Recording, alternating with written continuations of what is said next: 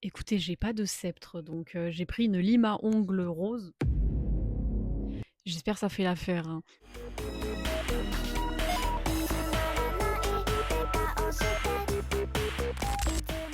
Nouvelle vidéo aujourd'hui. M'excuse, même si bon, on n'a pas à s'excuser pour ça à l'origine, j'en suis consciente. Je me suis pas maquillée parce que j'avais la flemme, parce qu'il est dimanche et parce que Et fixe au confessionnal. Non! j'en ai un peu marre en fait, voilà, de me maquiller, je vais pas vous mentir. Faut que je m'habille et tout, et je me coiffe et tout, et je peux pas y aller. On se retrouve du coup pour une nouvelle vidéo avec un titre et un sujet qui est tout aussi gai que celui de la dernière fois, hein, n'est-ce pas? On continue, Cindy.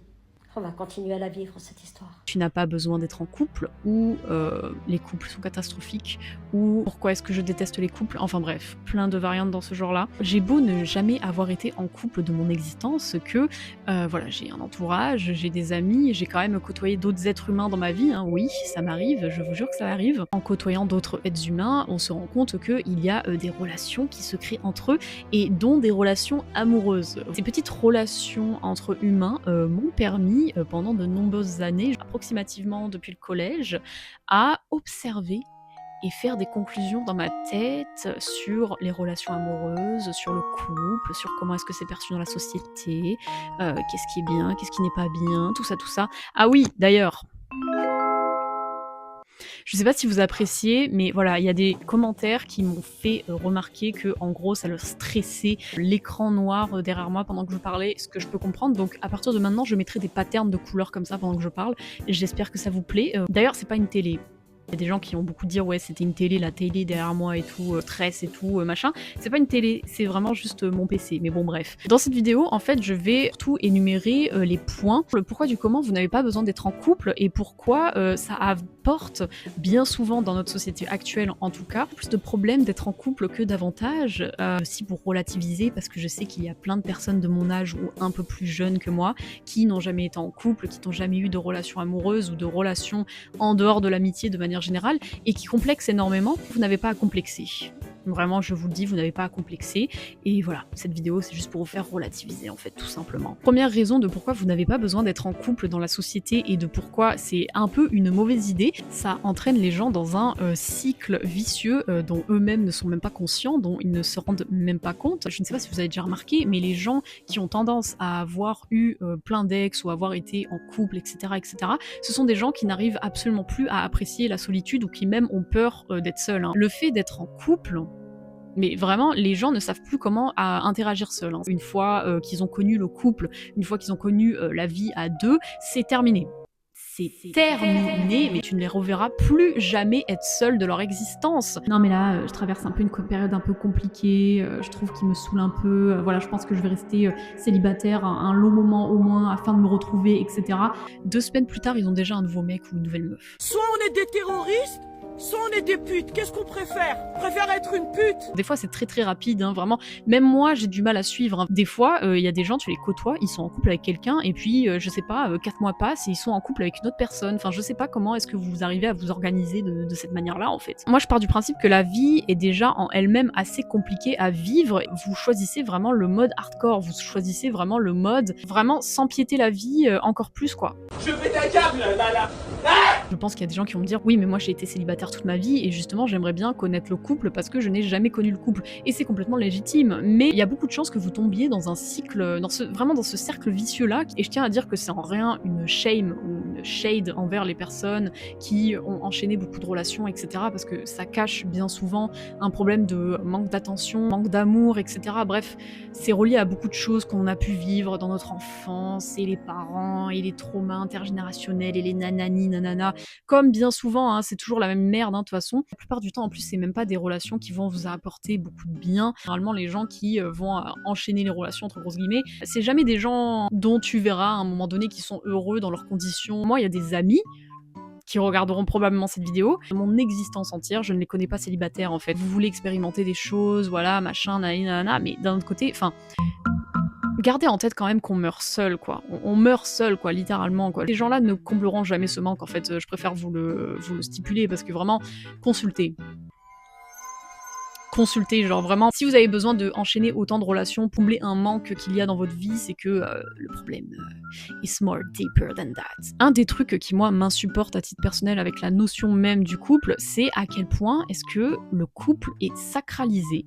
La valorisation du couple dans notre société est absolument insane. Quand moi je dis que par exemple j'ai jamais été en couple de ma vie, les gens vont être là en mode mais je comprends pas pourquoi, pourtant tu es jolie. Mais c'est pas la question d'être jolie ou pas, là. Est-ce que vous avez déjà considéré qu'il y a des gens qui sont célibataires parce qu'ils veulent rester célibataires? Ou est-ce que le couple est tellement central dans votre vie et c'est tellement important que du coup, toutes les personnes qui n'ont jamais été en couple de leur vie, vous les voyez en bizarre parce que vous vous dites qu'il n'y a pas de vie en dehors du couple? Enfin, vraiment, c'est une vraie question, en fait. Oui, c'est un fait que les personnes qui ont eu des relations amoureuses, des relations de couple, ont plus d'expérience que des personnes qui n'en ont pas eu. Ça, c'est sûr. Mais je pense qu'il faut pas voir ça comme un truc central de sa vie non plus. Il y a plein de choses dans lesquelles on n'a pas forcément d'expérience et c'est pas grave. Je vous jure que c'est pas grave, genre vous allez vous en remettre en fait. Parce que souvent les personnes qui ont jamais été en couple ou qui sont en mode oui j'ai 18 ans, 19 ans, j'ai jamais été en couple alors que toutes mes amies ont toujours été elles en couple, qu'est-ce qui va pas chez moi, etc. Je vous arrête tout de suite, il n'y a rien qui ne va pas chez vous. Vous ne manquez de absolument rien. Vous avez complètement le droit de vouloir être en couple, de vouloir expérimenter de l'amour romantique, un sentiment complètement normal chez l'être humain, mais maintenant, je veux dire, il n'y a pas besoin de mettre le couple au centre de sa vie non plus en fait. Enfin, vous pouvez être quelqu'un en dehors du couple. Je vous jure, ça existe. C'est très drôle parce que vraiment, à chaque fois que tu n'as pas été en couple, par exemple, je sais pas, tu vas faire un repas de famille. Voilà, setup, petite mise en situation. Tu fais un repas de famille, il y a tonton GG, celui que tu vois une fois tous les 6 ans de ton existence, qui vient faire toi et qui te demande, bah alors comment ça va les études ou qu'est-ce que tu fais comme job actuellement dans ta vie, etc. Et du coup, toi, tu lui réponds et tu es sûr. Mais alors tu es sûr poser la question cauchemardesque qui est alors les amours, comment est-ce que ça se passe? Tu as un petit copain? Est-ce que tu as une petite copine? Il y a vraiment 3 choses qui sont importantes dans la tête des gens, c'est genre le couple, les enfants et le travail. C'est vraiment ton existence ne se résume qu'à ces 3 choses. Et je trouve ça très triste en fait. Parce que ce tonton GG là, tu l'entendras jamais te demander, je sais pas, comment est-ce que va ton meilleur ami Julien, ça fait longtemps qu'on l'a pas vu, qu'est-ce qu'il fait de ses journées, etc. Enfin, la plupart du temps, ils s'en foutent complètement de la relation que tu as avec tes amis, mais en plus de ça, il y a beaucoup de chances en fait qu'ils ne se souviennent même pas de qui sont tes amis, ou si même tu as des amis en fait, et ils ne te poseront jamais cette question-là en fait, tout simplement. Genre moi, la sacralisation et la valorisation du couple est quelque chose qui me gêne énormément, et évidemment que c'est pas la faute des gens de manière générale, parce que on a été une société qui littéralement a été pré-créée pour nous mettre dans la tête à nous tous là qu'un jour on devra être en couple, qu'on devra se marier et qu'on devra avoir des gosses de manière complètement obligatoire, et qu'il y a que comme ça que tu pourras réussir ta vie, et que c'est incommensurable. Est-ce que ce mot est français même? Bon bref, que c'est inconcevable, tu finis seul, parce que finir seul dans la tête de beaucoup de gens, c'est une preuve de défaite en fait, hein, voilà. Si tu finis seul à la fin de ta vie, c'est que tu as gâché ta vie, c'est que vraiment tu n'as pas réussi ta vie, etc. Tu es quelqu'un, hein, tu as une identité en dehors du fait d'être en couple ou d'être célibataire, enfin je veux dire, à un moment donné, guys, on vit pour soi, on ne vit pas pour les autres en fait, hein. Si vous n'avez jamais été en couple, je vous jure qu'on s'en fout. Il serait temps d'évoluer en fait par rapport à cette mentalité-là, hein, comme quoi, oui, mais je ne comprends pas là, tu es jolie, pourquoi tu n'as jamais été en couple, enfin...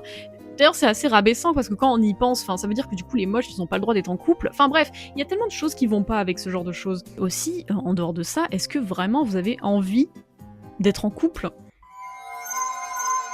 Genre, est-ce que quand vous voyez les gens qui sont en couple, vous ne les voyez pas comme des gigantesques fous? Parce que moi, à titre personnel, je les vois comme des gigantesques fous, hein, sans vouloir no shade. Hein. Les gens, une fois qu'ils sont en couple, c'est en mode tout tourne autour de cette personne. C'est très normalisé dans la société qu'en mode, à chaque fois que tu te mets en couple avec un gars ou une meuf, que l'entièreté de ton identité limite se résume qu'à cette personne-là. Généralement, les gens vont faire tout avec leur mec ou leur meuf. Hein, voilà, c'est-à-dire que ils vont traîner avec toi, ils vont parler que de leur mec. À chaque fois qu'ils vont quelque part, il y a leur mec. Limite, tu vas fêter ton anniversaire et puis ils vont débarquer avec leur mec à ton anniversaire à toi que tu as prévu pour toi-même.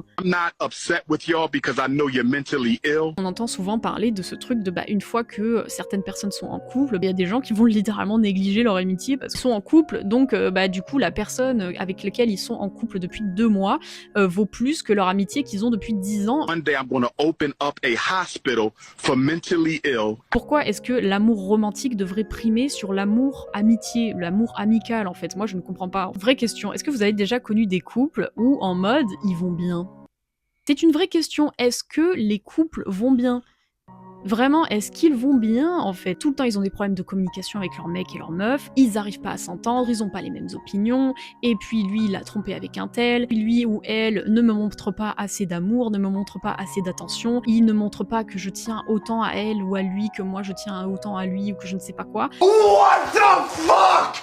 What the fuck is wrong with you? Oui, des fois il me fait des crises de jalousie, ça me saoule. Quand il montre pas qu'il est jaloux, bah, ça me saoule aussi. Pour moi, la vie est déjà assez hardcore à vivre pour que vous vous mettiez en plus volontairement des épines dans le pied avec quelqu'un avec lequel vous êtes en couple. Je ne dis pas que tous les couples sont comme ça, voilà, je sais très bien qu'il y a des couples qui sont sains, mais en fait, je vous demande juste de réfléchir à un quota. Combien de couples qui vont bien, qui ont une bonne communication, qui ont une bonne entente, ou voilà, des couples sains, combien de ces couples dits sains vous connaissez, comparé aux couples toxiques, aux couples qui ont des problèmes de communication, ils se sont séparés au moins 1 milliard de fois et ils se sont quand même remis ensemble. Franchement, les boomers avaient raison sur certaines choses, hein. Voilà, on vit dans le monde de l'ultra connecté, hein, avec les réseaux sociaux, tout ça. Les interactions sociales ont largement et drastiquement changé. Plus, vous voyez, il y a de beaucoup plus d'avancées technologiques, etc., etc. Plus, vraiment, les interactions sociales sont trop bizarres. Alors, déjà, pour se faire des potes et des amis, c'est hardcore, mais en plus de ça, pour côtoyer des gens amoureusement parlant, c'est hardcore. Genre, c'est vraiment hardcore. Des fois, vous voyez, je regarde les vidéos de couples sur TikTok et tout machin, et il y a une série de vidéos des fois qui apparaissent qui sont ouais, mes règles en couple. Et des fois, c'est des trucs complètement fous. C'est en mode activer sa localisation dès qu'il va quelque part, je dois le savoir et tout. S'il m'a pas envoyé un message au bout de 72 heures, et ben je vais commencer à appeler ses parents. Enfin, je peux pas m'empêcher de me dire qu'en fait, ce genre d'interactions très bizarres sont à cause des réseaux sociaux, en fait, tout simplement. Ouais, j'ai rouvert un peu mes volets là parce qu'on commençait à ne plus me voir là. Je commençais à être de plus en plus dans la pénombre là, c'était un peu angoissant. En plus de ça, vous savez le nombre de termes qui apparaissent tous les jours sur les réseaux sociaux, genre tous les jours je me lève, il y a un nouveau terme qui pop, frère. Situationship, je ne suis pas sûre de ce que ça veut dire en fait ce terme, de qu'est-ce que ça décrit, enfin parce que personne n'est corda sur la définition, enfin bref. En plus de ça, on se met vachement des bâtons dans les roues là pour juste des interactions sociales qui sont considérées à être dans l'ordre du naturel et dans l'ordre du normal, en plus avec des mots à la con, avec des définitions sorties tout droit de TikTok. En fait, la communication, guys. Voilà, c'est toujours la même histoire, hein. Vraiment la communication, que ce soit en amitié, en amour, en famille, si vous n'avez pas de communication avec les gens, vraiment, vous pouvez donner les termes TikTok à qui vous voulez, en fait, que ça ne changera rien à la médiocrité de votre relation avec la personne, en fait. Des fois, les gens en couple, ils ont des problèmes, et puis ils viennent te demander à toi améliorer leurs problèmes ou en tout cas te donner des conseils, et puis quand tu donnes le conseil le plus logique, c'est-à-dire quitte ton mec ou quitte ta meuf, ces gens-là ne t'écoutent pas. Ou alors ils vont t'écouter un temps, mais après une fois que ils t'auront écouté un temps, ils vont quand même se remettre avec la personne. C'est comme des fois, vous savez, vous êtes avec une amie ou un pote, etc. et ils ont des problèmes avec leur mec ou leur meuf, mais voilà, cette espèce de vieux bâtard et tout, il t'a fait ci, t'as fait ça, et la personne va répondre mais oui, moi je fais toujours tout dans le couple, lui il est complètement débile, machin, nanani nanana. Enfin, se défouler vraiment sur la personne. 2 semaines plus tard, quand tu vas vouloir en mode vanner un peu son mec ou sa meuf parce que voilà, vous avez pris un peu l'habitude de trash talker sur lui, hein. Ah non, là, non. Ok. Ok. Ouais, s'il te plaît, arrête de parler de lui comme ça, parce que non, mais je me suis trompée, on s'est expliqué, etc. Voilà, c'est une histoire ancienne, mais arrête de parler comme ça de lui. Tu me parles de quoi? Très étrange quand même comme manière de fonctionner, parce que moi si je suis à un point avec une personne où je viens à manquer de respect à chaque fois que je parle d'elle à d'autres personnes, c'est que vraiment tu peux être sûr que la relation est morte, en fait. Si je suis à un stade où vraiment je la dégrade devant d'autres personnes, c'est-à-dire qu'on n'a plus rien à foutre à être ensemble en fait. Mais eux, tu sais pas pourquoi, ils vont quand même rester avec la personne, et puis le temps d'une discussion, voilà, une discussion WhatsApp, frère, tout sera pardonné, tout sera qu'un mauvais souvenir, et puis tout ça n'aura jamais existé en fait. Enfin bref, c'est un concept qui est franchement très très très étrange d'être en couple. Moi personnellement, c'est quelque chose qui ne m'attire absolument pas. Voilà, à chaque fois les gens sont choqués quand je dis que je suis pas en couple, etc., que j'ai jamais été en couple ou ce genre de choses. Il y a même des gens qui ne me croient pas. Enfin, c'est quand même grave en fait.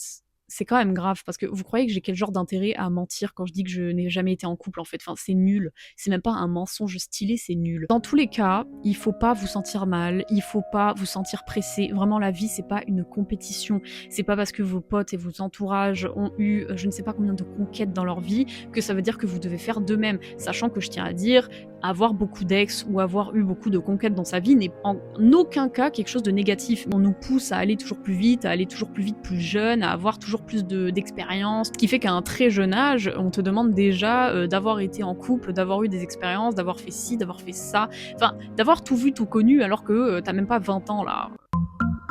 Je veux dire, t'as même pas 20 ans sur cette putain de terre et on te demande d'avoir le même taux d'expérience que quelqu'un qui en a 45. Enfin, moi, je comprends pas ça non plus. Ça va bien se passer, en fait. Hein, voilà, si vous avez jamais été en couple, oui, j'ai 18 ans, j'ai jamais été en couple, machin. Sachez qu'il y a des gens, ils ont 30 ans, 32 ans, là, je sais pas combien, et puis ils ont jamais été en couple et ils vivent très bien, en fait. Si j'ai un conseil à vous donner, faites-vous toujours vous passer en priorité avant un mec ou une meuf ou je ne sais pas quoi. Surtout si vous êtes une femme. Surtout si vous êtes une femme, je vous en conjure, vraiment, je vous en conjure. J'ai connu trop de femmes dans ma vie qui foutu en l'air toute une carrière pour suivre leur mec dans je ne sais quel pays parce que oui, mais je fais mes études ici, mais lui il habite dans l'autre côté de la France, donc je ne peux pas me séparer de lui. Enfin, priorisez-vous avant une quelconque personne tierce parce que à la fin de la journée, vous savez même pas si cette personne va rester dans votre vie ou si même elle sera bénéfique à votre vie en fait. Enfin voilà, c'est toujours la même chose, mais on connaît jamais les gens à 100% et les personnes avec lesquelles vous êtes en couple, c'est la même chose en fait. Je vous demande pas d'être parano,